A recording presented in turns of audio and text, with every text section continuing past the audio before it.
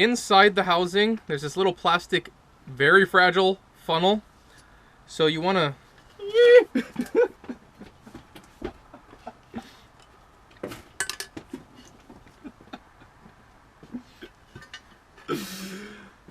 Peter has problem. That stayed in. So back to this very fragile plastic funnel piece, which if Peter behaves, won't break. Let's show you what's going on. So it goes right down into this socket right here, and you got to angle it just right, and it only fits in one way. So this little open part will fit on this tab, and just lightly press it in, and it's nice and firm. It won't wiggle around. Just be careful, Don't break it. Yes. And then also, we have a problem with our magnet falling out. Now the whole housing is made of aluminum, so this will not stick to it. So when we do rotate it upside down to attach it, it will fall out. So what we are going to do is take some standard electric tape, because it is soft enough. We can just place it, once we dry this off, we can place it right over the battery. It's not a right battery. over the magnet, sorry. And then we have a tab sticking out. So after we get it upside down and everything's installed, we can pull and it'll just come right off. Theoretically. Theoretically. We'll see how this works. Yes. Wish us luck. So that's what we're going to do right now. And we're going to close the transmission housing apart. Together, not apart. And I'm going to grab the new bolts, because I bought new bolts for the casing. And those are going to get Loctite. We're going to put a Loctite seal bead around the transmission housing. First, we're going to test this magnet theory, and if it works, we're going to do it again. So we're going to do this twice. Better safe than sorry. Just for you guys. We're going to do it twice. We're actually cleaning up the edges, so that way it's nice and dry, nice and clean. So when we do put the gasket sealant on there, it's going to adhere nice and strong, and there's no residue or any, contaminants that are going to be in the transmission. So we're just taking a little bit of brake clean, just lightly spraying a bit. Take the trusty old shop rag and just scrub real hard if there's any pieces on there from before or anything that's gotten on there since. Get rid of that and get ready to go.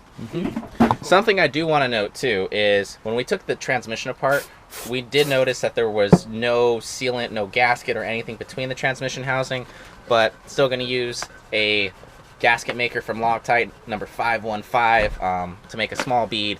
And to reduce the amount that actually goes into the transmission, we're going to use our finger and smooth it all out too, as well as Loctiting our transmission bolts together, because we don't want it coming apart.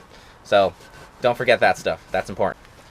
Alright, so I'm going to go by, I'm going to add the gasket sealer, and enjoy.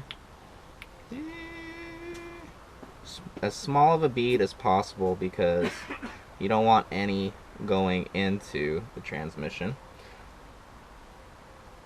Alright, so now I'm going to go by with a clean set of gloves, and I'm going to smear it all so we can try to prevent, again, as much of it going into the transmission. And if a little bit gets into the threads, that's okay. We're going to be putting Loctite in there anyways. Big one, so let's try to spread it over here. If you see like there's a big glob, you can scoop it up. But you want it to more or less be pretty even. Slowly. I'm gonna grab it from here. Alright, It's gonna hit the dowels, so. Flashlight. I'm gonna use your eyes. Oh! It went down a lot further.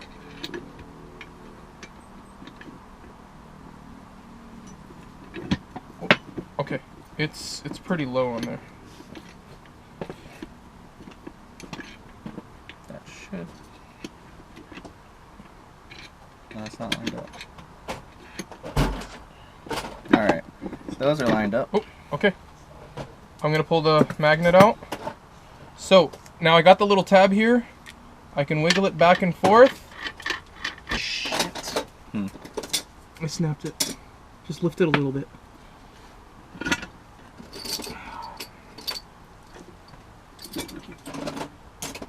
I guess now we are.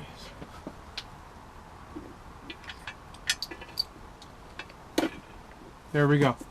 We're safe. The magnet is where it needs to be. Now we just got to get that. There we go. That's it. And pressed. Yep. I've got these all lined up. Now we use these just to line up the triangular mounts, so they're in position for us to put the Don't bolts pull it out yet. in.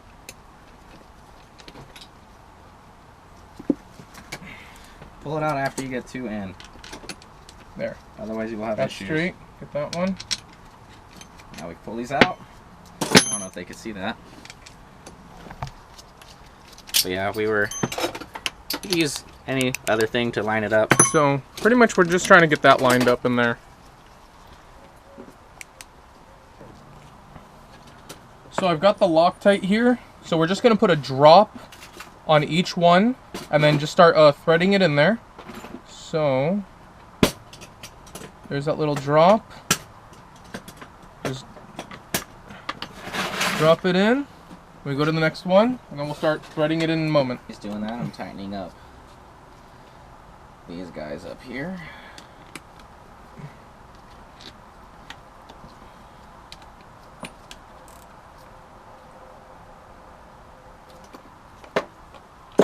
Alright. So I'm gonna just go enough to where it's snug and then I'll grab the ratchet just to save some time. But you do want to get this done in a timely manner because of that gasket sealant does dry pretty decently. And you want to make sure it's taken care of before it dries out. Inside the housing, there are a few bolts as well that help, you know, seal the case housing. So don't forget those. They are very important. Every single one counts. I'm making a mess. Woo! Story of our lives. That's a lot. Yeah, it's not coming out. So yeah, you don't have to see us do all these, but there are 1, 2, 3, 4. I think that's it for the inside. But yeah, we're gonna torque it down. You don't have to see this process because we've already done it with the wave track differential and the ring gear. But the torque specs on this one are 18 Newton meters and then a 90-degree turn as well. Again, this one is going to actually be much easier to hold while doing a 90-degree turn because the torque isn't as high. And we have a lot more weight helping us. Also, because of that, I opted to get all new bolts. For that, the part number for that, wrong one, is ripped off. Let me find one that... Use scissors for future reference. Right.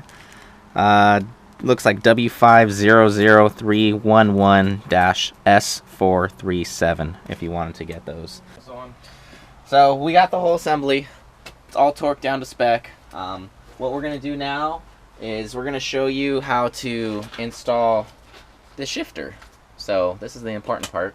There is something when you're inserting it to make sure, and I'm going to show you right now with the flashlight, is you want all those forks to line up straight. That's the only way for the shifter mechanism, which we're about to insert, to work properly. So it's nice and shiny in there. You see the oil catch. So we're gonna go ahead and do that. So I haven't moved this since we removed it, and I made sure it was in the neutral position. This is only gonna go in one way. As you can see, it's got these prongs here that allow you to shift the gear. So it's gonna go right on in one, and then I gotta get into the second one.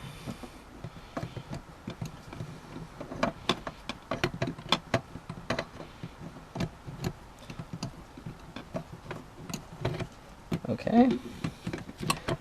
I want to pull it out now, and it won't let me pull it out. Okay, one. There we go. There it is. So that is in. Something I did note is it was slightly off. There we go. To get the bolt pattern matched up, but it should rotate now the way it's supposed to, just like so. There is a O-ring around the entire thing to seal it, so we're gonna go ahead and put in more bolts in from that.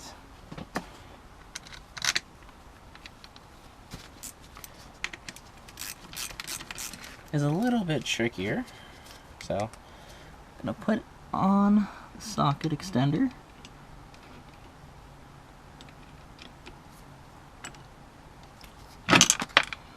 You do have to move the gear assembly to get to that. Alright, so this is the clutch slave cylinder. So we still got the plugs on at the end. We don't need to take them off yet because we're not attaching it to the rest of the vehicle. But it goes in nice and snug. You got a minute? I just need you to hit the gas. Then the bolts that hold it in are 8 millimeters. One on top, one on bottom.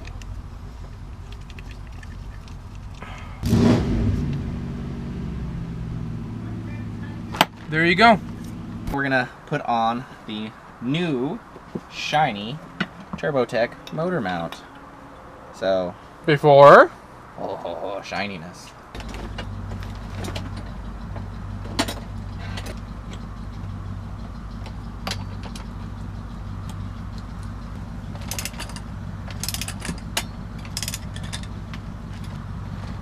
That felt better.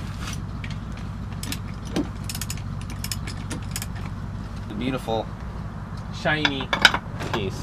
Although we're not going to tighten this down because there's some play in it for when we attach it to the engine.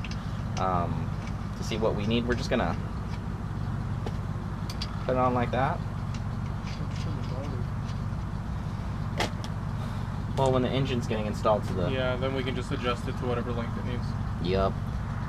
Oh, but it's done. One piece is done. And it rotates. Yeah, we were, he was playing with the shaft, and I was fingering the hole at the same time. But, we, were able to see that both sides were rotating the same way like an LSD would do instead of like an open diff where one would rotate backwards. And everything was rotating like it's supposed to without, any noises, with the low spinning that we were doing. Also, please excuse the, wonderful background music of an engine revving.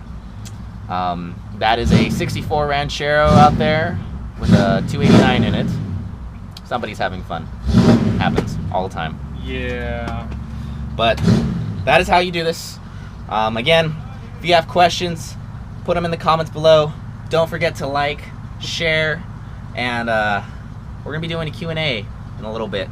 So again, we want those questions. Thank you so much. We'll see you next time.